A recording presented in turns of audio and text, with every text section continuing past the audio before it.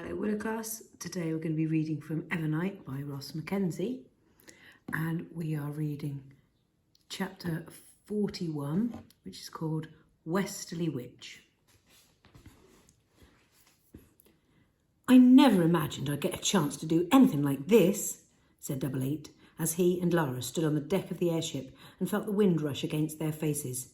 It's more than I dreamed. Me too, said Lara, her heart brimming with excitement. And sadness too. I wish my friend Joe were here. He'd have loved this. I don't know if I'll ever see him again. Of course you will. But the EVERNIGHT is going to kill everything. You said so yourself. We won't let it. I didn't escape a life of slavery to watch the world end. I'll fight and claw and bleed to stop it. I'll do anything. And I feel you will too. They both fell silent then, because the sky was changing. Gradually, as the ship flew west, they left the EVERNIGHT behind, soaring into daylight. The crew gathered on deck. They cheered, standing in the sunlight with their eyes closed and soaking up the life-giving warmth of it. Lara had never felt anything so wonderful. On the horizon, growing from the sea, was a tree as large as a mountain. The trunk of the great tree was a twisting tangle of bark, and as the airship swooped nearer, it was possible to see that the witches had carved buildings and steps and alleyways into the countless cracks and nooks of the bark. Where it had not been possible to build directly onto the tree, they had constructed platforms and bridges and built upon those. Lara wondered if there was a single part of it that had not been modified or added to. Around the tree were a series of islands, with bridges stretching from them to the trunk. Spell smoke and glowing auras drifted from chimneys in every colour of the spectrum. Lara had never seen anything like it, never imagined a place so fantastic was possible. At the wheel of the airship, Nell Pepper let out a laugh. Home, lads! Home again! Bernie Whitecrow appeared too. She put her arms around Lara and Double Eight's shoulders. It's been a while, she said, and I sure am glad to see that grand old tree. The airship descended towards one of the islands, and with a crash of spray came down into the pewter sea and sailed slowly into the harbour, packed with boats and airships. As the ship docked, the crew were busy again, filled with the bouncing cheer of being home. Nell Pepper came to see Lara and her friends off the ship. Hold up just a sec. She reached into one of the many compartments in her big leather belt and brought out 3 spell bottles containing dancing tangles of fiercely glowing thread.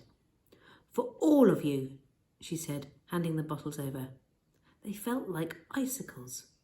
They looked like moonlight and magic, strong enough to bind anything in the world.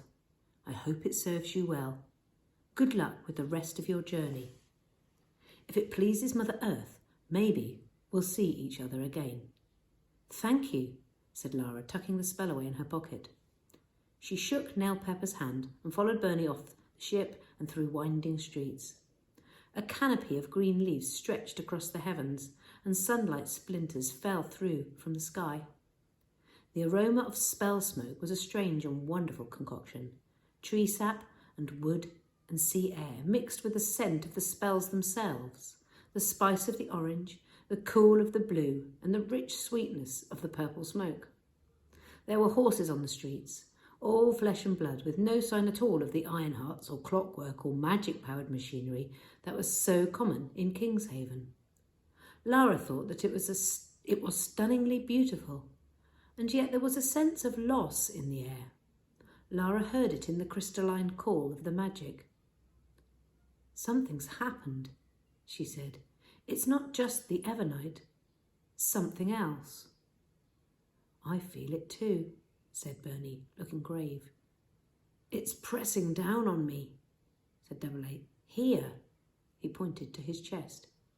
They walked across a rope bridge that carried them high over the harbour to the base of the great mother tree, and as they touched down on one of the wooden platforms, a small bearded witch in a long coat with a green hood approached them.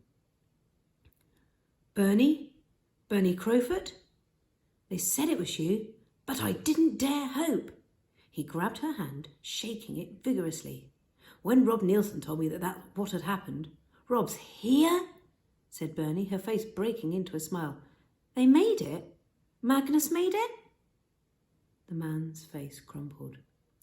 He looked at the floor. Bastian? Bastian Stone. What's the matter? Bastian Stone's lip trembled. I'm so sorry. Magnus didn't come home. Lara's breath became stuck in her throat. She grabbed Bernie's hand, squeezed tight.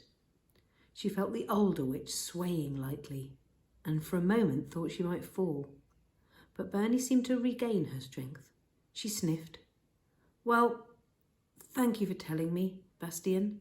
We'll talk about that later. Right now, we need to see the High Witch. Bastian stared at Bernie, his eyes flooding. What else? Tell me, Bastian. What has happened? It's the High Witch, Bernie. Leora. She's not... she isn't... She's been... Well, you better come and see for yourself.